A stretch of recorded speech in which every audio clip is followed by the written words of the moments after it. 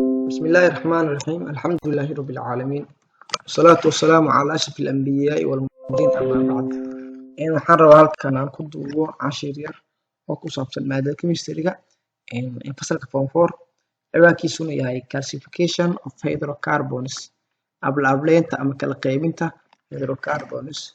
hore waxaan soo qaadanay introduction to hydrocarbons waxaan soo sheegnay definition of hydrocarbons ayaan soo sheegnay iyo meelaha laga helo ayaan soo sheegnay marka hydrocarbons waxaan kusoo sheegnay waa isku dhishada ka kooban hydrogen iyo carbon ayaa waxaa loo yaqaan hydrocarbons marka maanta muddo ilaa yiraahdo waxaan baranaynaa si loo kala qaado ama loo kala qaybiyo marka la kala qaybinayo dhowr ab ayaan u fiirinaynaa mar waxaan u fiirinaynaa dabarada u dhaxeeya labada carbon mar waxaan u fiirinaynaa meelaha laga helo marba waxaan u fiirinaynaa meel ayaan u fiirinaynaa marka waxaan kormaraynaa hadeer dabarada u dhaxeeya ayaan kormaraynaa hydrocarbons are classified waxaa loo kala qaadaa into saturated iyo unsaturated kuwa dherigsan iyo kuwa aan dherigsanayn hydrocarbonska are classified into saturated iyo unsaturated hydrocarbonska waxaa loo kala qaybiyaa saturated kuwa dherigsan iyo unsaturated kuwa aan dherigsanayn kuwa dherigsan waxaa loola jeedaa kuwa ka kooban single bond hal dabar unsaturated kana waxaa loola jeedaa kuwa ka kooban dabaro badan mid walba tacriifteedu way inoo imaanaysaa kow waxaan ku hormaraynaa saturated hydrocarbons kuwa dherigsan these are kuwani waa hydrocarbons waaye that kuwaasoo contain ka kooban only waxay ka kooban yihiin kaliya C to C single bond ama carbon to carbon single bond laba carbon labadaas carbon isku haayo single bond hal dabar haddii labada carbon uu isku haayo hal dabar ayaa waxaa loo yaqaanaa saturated hydrocarbons dherigsan ama dhergan saturated hydrocarbons are also called sidoo kale waxaa lagu magacaabaa alkanes waxaa kaloo la dhihi karaa alkanes maadaama keliya alkanes leeba yihiin ayaga keliya wax single bond ka kooban waa alkanes maadaama keligiis uu yahay wax single bond ka kooban taa darteed marka saturated waxaa kaloo la dhihi karaa alkanes marka waxaan dhihi karnaa alkanes are saturated hydrocarbons why because they contain single bond ilan waxay ka kooban yihiin hal dabar aan hore u socono for example tusaale uu soo qaatay wuxuu soo qaatay marka ethane uu soo qaatay hadda labadan carbon ayaa isku haya waxaa isku haya hadaan eegno hal dabar ayaa isku haya dabarkaas isku haya ayaa waxaa loo yaqaanaa marka single bond ayaan leenahay maadaama uu isku hayo hal dabar marka maadaama single bond ay tahay waxaan ku magacaabaynaa saturated hydrocarbons dherigsan maadaama keliya ay ka kooban yihiin hal dabar markaan eegno fiirada carbonkan iyo kan waxaan fiirinaynaa wax isku haya dabarkan isku haya ayaan fiirinaynaa hal xaba ayaa isku haya halkan waxaa loo yaqaanaa marka single bond hal dabar haddii marka hal dabar uu ka koobnaado waxaa lagu magacaabaa saturated hydrocarbons haddii intaan meeshan hadda aan ku hayo falaarta ay noqoto hal bond hal dabar waxaa la waxa isku haya labada carbon wax isku dhajinaya carbonkan iyo carbonkan waxa isku dhajinaya waa dabarkan marka maadaama hal xaba uu yahay waxaan leenahay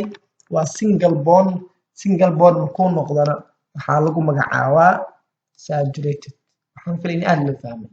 marka carbonka wuxuu leeyahay afar gacan uu leeyahay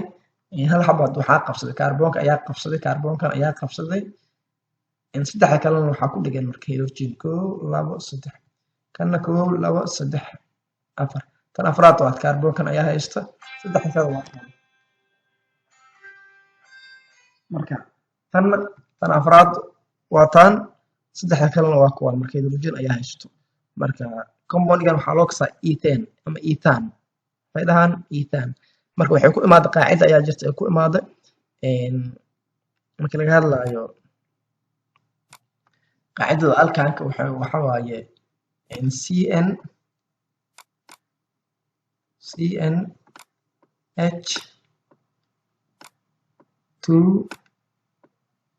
CnH2n plus 2 plus 2 intaan waxay u taagan tahay number of carbon tirada carbon aan haysano waa intaan waa tirada carbon aan haysano marka waan xisaabinaynaa meeqa carbon ayaan haysanaa laba carbon ayaan haysanaa marka inteenaan hadda waxay u taagan tahay maadaama laba carbon ama number of carbon ay tahay waxaan leenahay n waxay la mid tahay 2 maadaama aan dhaan inta waxay u taagan tahay carbonka u taagan tahay waxaan haysanaa laba carbon marka inta waxaan u haysanaa inay noo tahay 2 marka waxaan leenahay c soo qaado inta waxaan haysanaa 2 c2 ayaan leenahay h2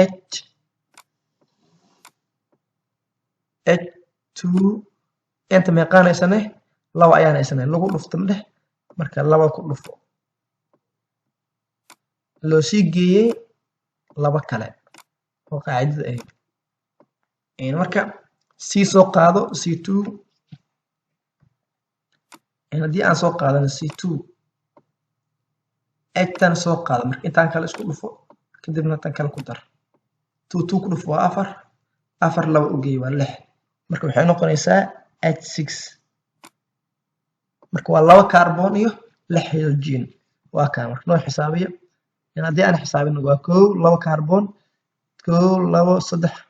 2 3 iyo 6 hydrogen marka waxaa loo kasaa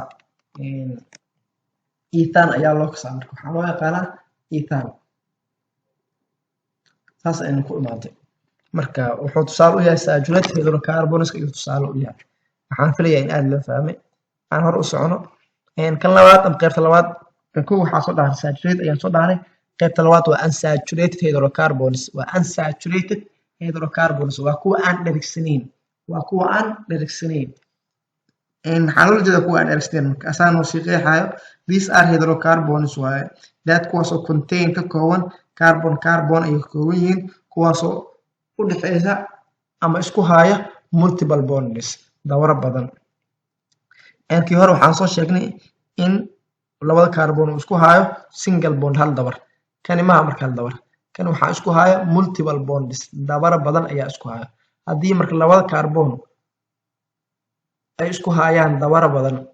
waxaa loo yaqaanaa saturated waxaa loo yaqaanaa unsaturated hydrocarbons waxaa loo kasayaa unsaturated hydrocarbons waa goorma haddii labada carbon dabarada isku haya ay noqdaan kuwa multiple marka multiple marka la waxay noqon karaan marka double laba xaba ay noqon karaan double waa 2 or triple ama 3 dabar ay noqon karaan tusaale ayuu soo qaatay oo ah ethene ayuu tusaale soo qaatay ethene kan waxaa laga soo qaaday ama uu ka imaaday alkene kii hore wuxuu ahaa ethane alkan ku imaaday kan waa ethene oo ah alkene hadda labadan carbon dabada isku hayo waa laba dabar kii hore saan soo ognaa ama aan soo aragnay waxaa isku hayo hal dabar kan hadda waxaa isku hayo laba dabar marka haddii laba dabar ay noqdaan waxay noqonayaan unsaturated kuwa aan dhergsanayn ethene waa marka kii hore wuxuu ahaa ethane kan waa ethene kaliya ereyga eth waa labo macnaha ereygan ethkan waa labo ayuu taagan yahay labo marka haddii aan ku darno a iyo n iyo n haddaan ku darno n wuxuu noqonaa alkan ayuu noqonaa haddii aan raacino in wuxuu noqonayaa alkinka ayuu noqonayaa waa unsaturated mar waxaa jirta uu noqonayo wine raacayso ayaa jirto waa kan ethine waa kan hadda kan waa marka uu noqdo 3 bond hadda labada carbon ay isku hayo fiiri 3 waxaa isku hayo dabar waxaa loo yaqaanaa marka alkyne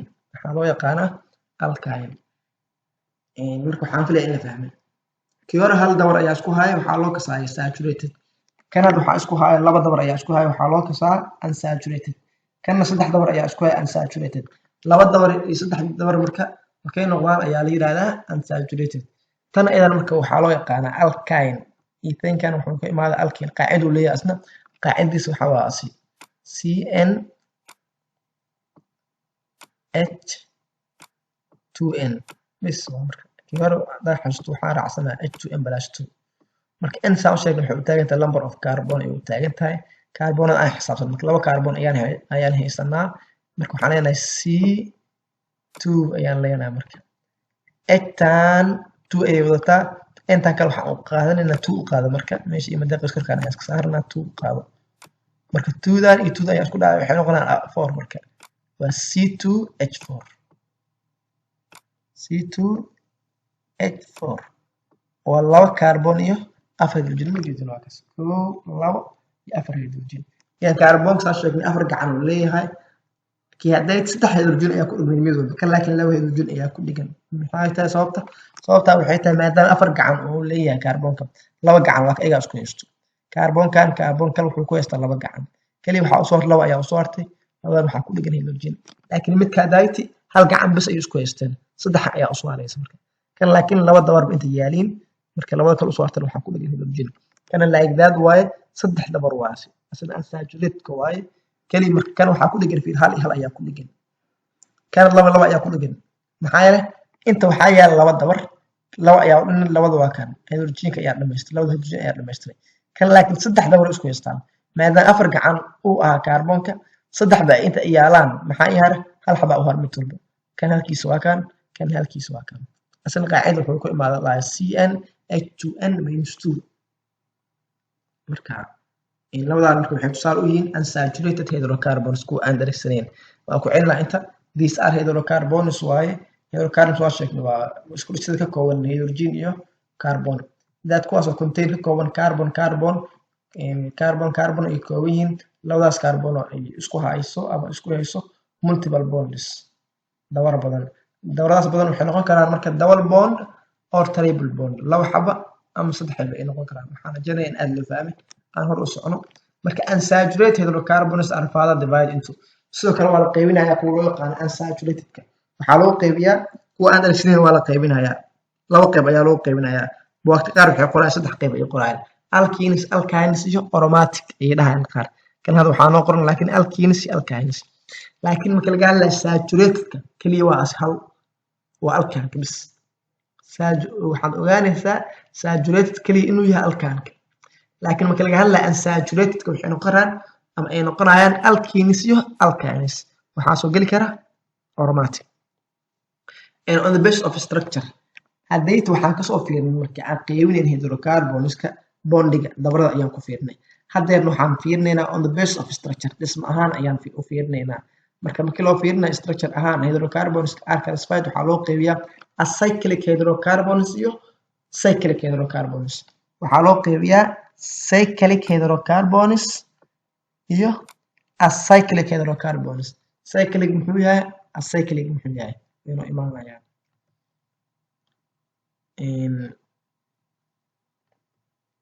مسيكر عدينا أمدينا وحالنا مرك cyclic hydrocarbons ذلك إن شاء الله يكون أي محل عسي إن شاء الله كإيمان إن شاء الله هذا يعني شيء يا cyclic hydrocarbons وحالوك صا hydrocarbons كذا حيران أم كو وريكسن سيدا فرالتي وكالرنجيجا هدي وريكسن يعني وحالوك صا cyclic hydrocarbons هدي وسن وريكسنين وحالوك صا acyclic hydrocarbons هدي ساس وتحية هاي uusan wareegsaneyn waxaa loo yaqaanaa acyclic laakiin hadduu sida faraantiga oo kale u wareegsan yahay waxaa loo yaqaanaa cyclic way imaanayaan ayaga iyo tusaalahoodiba marka laga hadlayo marka waxaa kaloo jira waxaa loo yaqaanaa marka aromatic hydrocarbons iyagana waa lasii qaybinaa marka waxaa loo sii qaybiyaa into benzenide iyo non benzenide kuwa benziin ka kooban iyo kuwa aan benziin lahayn marka laga hadlayo hydrocarbons marka la qaybinayo waxaan soo qaybinay saturated iyo unsaturated saturated ka alkan ayuu ahay unsaturated kana waxay dhahayaan wuxuu ahaa alkan alkene alkane sidoo kale marka laga hadlayo source aan marka laga hadlayo wuu imaanaya waxaa loo qaybiyaa laba qaybood aromatic hydrocarbons iyo aliphatic hydrocarbons saddex hadeer aan soo hadlayno ah alkane alkene alkane ama waxaad dhahaysaa saturated unsaturated ka waxaa la isku yiraahdaa kuwaasi aliphatic tan waxaa loo yaqaanaa aromatic waa benziinka mid ka kooban aromatic ayana waa lasii qaybiyaa waxaa loo qaybiyaa benzenoid iyo non benzenoid benzenoid muxuu yahay marka waa aromatic hydrocarbons that contain kaasoo ka kooban benzene ring wareega wuxuu ka kooban yahay benziinka iyadoo faahfaahsan insha Allah benziinka wuu imaanayaa kaliya waxaa u haysanaya marka aad u haysanaysaa ama aad qaadanaysaa haddeer in benzenite hydrocarbons inay yihiin kuwa ka kooban benzene ring wareega benziinka. Non benzenite ayagana waxaan leenahay aromatic hydrocarbons waaye that do not contain kuwaasoo aan koobneen benzene ring ma lahan benzene ring haddii se leeyahin waxaa loo yaqaanaa non benzenoid hadday leeyihiin waxaa la yidhahdaa benzenoid. waxaa jiro marka kii hor wuxuu ahaa cyclic hadda wuxuu soo hormariyay marka acyclic ayuu soo hormariyay laba ayaa u qaybinay cyclic iyo acyclic. Acyclic muxuu yahay marka these are open wire waa kuwa furan open chain waa silsilad furan structure qaabkeedu waa qaab oo furan waa silsilad furan and they are also called sidoo kale waxaa lagu magacaabaa tani aliphatic hydrocarbons ayaa lagu magacaabaa marka hadday furan tahay oo sida silsilad oo kale u taxan tahay ayaa waxaa loo yaqaanaa acyclic hadday xiran tahayna ay wareegsantahay sida faraanti oo kale tahayna waxaa loo kasaa cyclic. And these are open chain structure hydrocarbons waa hydrocarbons furan oo ah sida silsilad oo kale u taxan ayaa waxaa loo yaqaanaa marka acyclic. sidoo kale also waxaa lagu magacaabaa ayuu yiri aliphatic hydrocarbons. kuwan ayagana sidoo kale waa lasii qeybiyaa wuxuu yiri waxaa loo sii qeybiyaa into alkanes alkenes iyo alkanes waa saddex data aan soo qaadanayna on the base of the source waxaan usoo fiirnay on the base of waxaan usoo fiirnay bondska waa usoo fiirnay waxaan usoo kala qaadnay saturated iyo unsaturated waxaan u fiirnay on the base of structure dhismo ahaan waxaan u qeybinay ama lasoo qeybiyaba cyclic kuwa xiran iyo acyclic iyo kuwa furan haddana waxaa loo fiirinayaa on the base of their source ilaa laga helo iyo astaamahooda and their properties astaamahooda. marka on the base of the source iyadoo loo fiirinaya ilaa laga helaayo and the properties astaamahooda hydrocarbonska calcified waxaa loo kala qaadaa into aliphatic hydrocarbons iyo aromatic hydrocarbons waa goorma marka laga hadlayo sourcega iyo astaamahooda marka laga hadlayo ayaa waxaa loo kala qaadaa aliphatic hydrocarbons iyo aromatic hydrocarbons. marka wuxuu ku hormaray aliphatic ayuu ku hormarayaa inta isa aliphatic dheh ka taga aliphatic weetan marka aliphatic maxay tahay waa waxaan leenahay marka aliphatic hydrocarbonska these are hydrocarbons waa derived laga soo ama laga keenay ama laga soo daraandariyay by the chemical degradation burburinta chemical degradation burburinta of fats ee dufinta or oils ama saliida waxaa laga keena kuwaan loo yaqaano aliphatic burburinta lagu sameeyay fatska iyo oilska. waxaa jirta waxaa loo yaqaan chemical degradation burburin kiimikeed taasoo lagu sameeyay fats iyo oils markii la sameeyo oilska la burburiyo iyo fatska dufinta iyo saliida markii la burburiyo si kiimikaad loo burburiyo wax ka dhalanaya ama laga soo dhex saaraya ayaa waxaa loo yaqaanaa aliphatic hydrocarbons. they are subdivided and waxaa loo sii qeybiya aliphatic waa tii data aan ka hadlaynay alkan alkene iyo alkyne ayaa loo kala qaadaa. cyclic hydrocarbons waa kuwa xiran waa markaa cyclic. these are kuwani closed waa kuwa xiran waa oo ring ama wareegsan sida faraantiga oo kale ah structurekooda waa sida faraantiga oo kale. marka cyclic hydrocarbonska are subdivided again waxaa loo sii qaadaa alicyclic hydrocarbons which divide kaasoo loo sii qeybiyo into cycloalkanes alkan oo wareegsan cycloalkenes alkenes oo wareegsan cycloalkynes iyo alkynes oo wareegsan. haddii aad xasuusato waxaan soo sheegnay alkynes inuu yahay saturated oo ah single bond alkeneskan waxaan soo dhahnay waa unsaturated oo ah double bond halka alkyneska aan kusoo sheegnay asna unsaturated laakiin ah triple bond labadan waxay isku yihiin ayay isku yihiin unsaturated laakiin waxay kala duwan yihiin kani waa double bond waa labo dabar kani waa triple bond waa saddex dabar. aromatic hydrocarbons imo ayagana these are hydrocarbons waa kuwani waa hydrocarbons obtained laga helo by chemical degradation of certain pleasant smelling plant extract. kuwan ayagana waxaa laga helaa burburinta lagu sameeyo dhirta carfaysa ee udgoonta ah markii la burburiyo ayay marka ka imaanayaan ayagana it is subdivided into waxaa loo kala qeybiyaa benzenoid kuwa benziin leh iyo non benzenoid kuwa aan benziin lahayn waa soo sheegay benziin kuwa leh iyo kuwa aan benziin lahayn. Marka halkaas ayaan kusoo gabagabeynayaa. Haddii hal mar aan soo koobo guud ahaan marka laga hadlayo hydrocarbonska waxaan u fiirnay markaan qaybinaynay dabar ahaan markaan u fiirnay waxaan u qaybinay saturated iyo unsaturated kuwa dhergan iyo kuwa aan dheregsaneyn. haddana waxaan u fiirnay structure ahaan ayaan u fiirinay waxaan u qaybinay